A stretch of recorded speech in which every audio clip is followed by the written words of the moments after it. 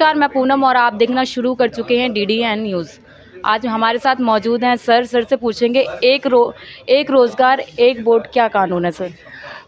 देखिए, एक वोट एक रोज़गार एक मुहिम है जो कि आंदोलन की शक्ल में अब बदल रहा है। क्योंकि लोग इससे जुड़ रहे हैं। पहले एक छोटी सी जगह से शुरू हुआ, आज दिल्ली के और देश के अलग अलग हिस्सों से लोग इसके पार्ट हैं। हर तरीके के लोग हैं, रैक पिकर भी हैं, प्रोफेसर भी हैं, आम आदमी भी है, रिक्शे ठेली वाले भी हैं, खाना बनाने वाले डिब्बे। तो हर तरीके के लोग इस मुहिम से जुड़ रहे हैं, क्योंकि उनको समझ है, अब समझ आ रहा है कि उनके वोट की कीमत क्या है। क्योंकि आपका वोट, वैसे इस देश में अगर लोकतंत्र है तो लोकतंत्र की वास्तविक संप्रभु कौन है? जनता है। और पता चला कि लोकतंत्र में जनता खाली चुनाव के दिन संप्रभु होती है, बाकी दिन सड़क पे है, हाशिए पे, कोई उसकी सुनने वाला नहीं।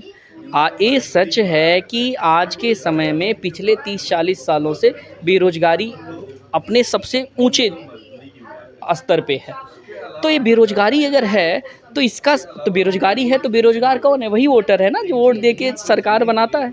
तो अगर आज वो वोटर बेरोजगार है तो उसके बारे में सोचने की जिम्मेदारी किसकी है?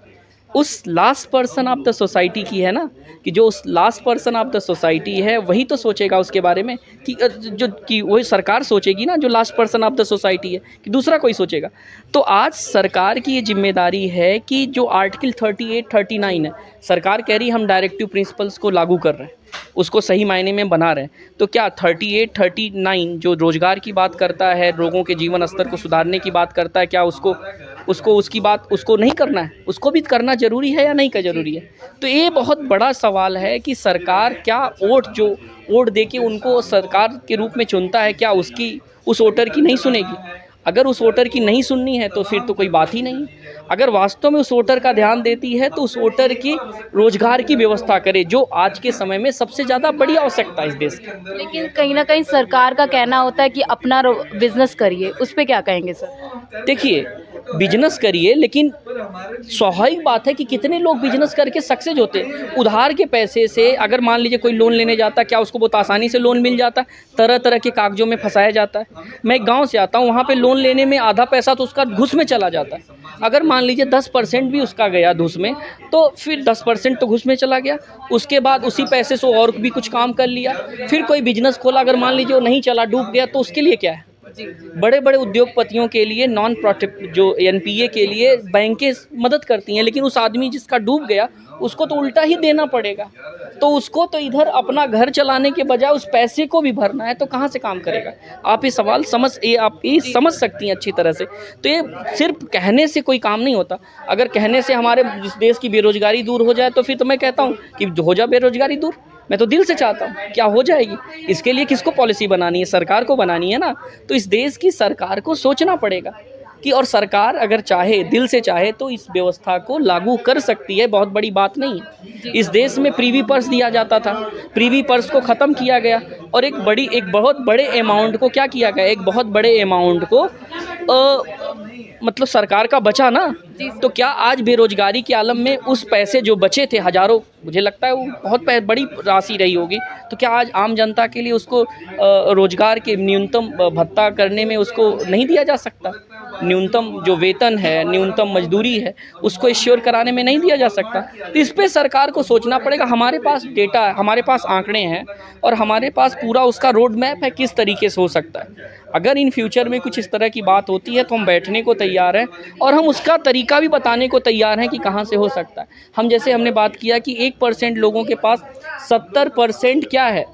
70% वेल्थ है, 70% वेल्थ को ओन करते हैं। तो क्या उनकी भारत माता के प्रति कोई लायबिलिटी नहीं है? भारत माता के प्रति कोई वो उत्तरदायित्व तो नहीं है?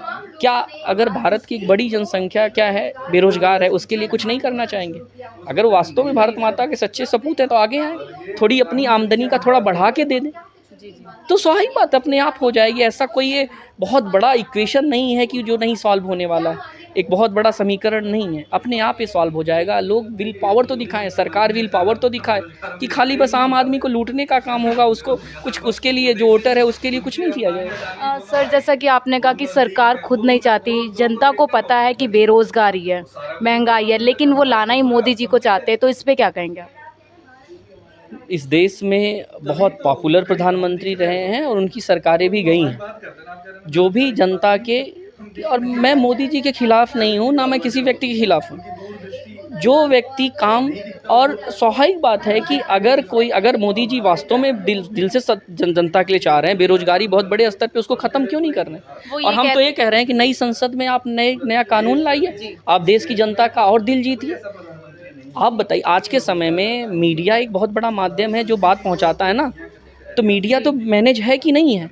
मीडिया में क्या ये बातें दिखाई जा रही हैं, बेरोजगारी इस स्तर पे है, महिमा मंडन ही किसी का किया जा रहा है, तो सच तो दिखाए। सच दिखाएगी तो लोगों और जनता तब परेशान है। हम आम आदमी की बात जानते हैं कि हर आदमी अपने आप में रोजगार से या महंगाई से हर तरीके से परेशान है। एक कौन परसेप्शन, तो पॉपुलैरिटी बनती बिगड़ती है इस देश में, पब्लिक ओपिनियन बनता बिगड़ता है।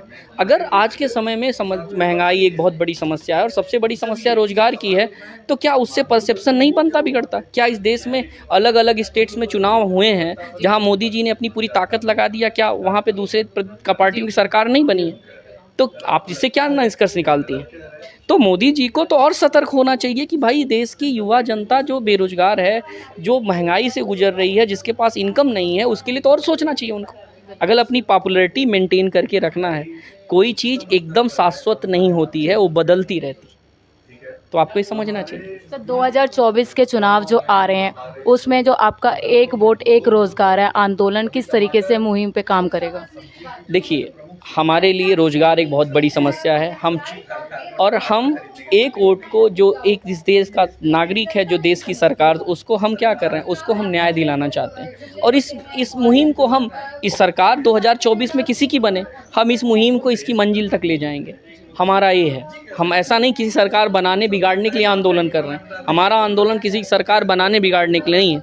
हमारा इस देश के बेरोजगारों को, इस देश के हर वोटर को न्याय दिलाने का ये आंदोलन है। इसको हम इस तरह से आपको कहेंगे। धन्यवाद।